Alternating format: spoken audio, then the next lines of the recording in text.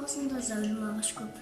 Бірінде алма, бірінде алмұрт, тағы біреуінде моншақтай қызыл шие олжыған өріктер өсіп тұр.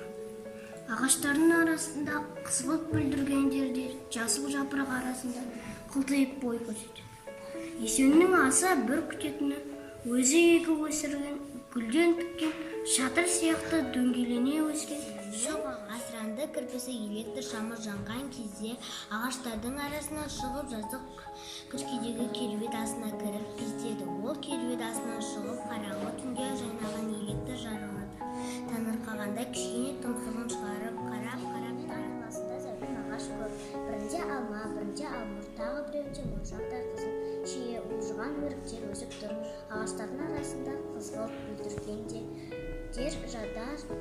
жасыл жапырақтар арасында қылтиып бой көрсетеді. Есеннің аса бір күткен өзі егіп өсірген гүлден тіккен шатырдан шықты да дыбысты аңғарып тура Есеннің алдына келді.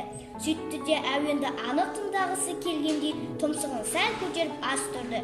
Кітап оқып отырған Қаби басын көтергенде, мына кірпінің тыңдап тұрғанын қарашы, әуен ырғағын сезеді өзі дейді. Есен күлімсіреп.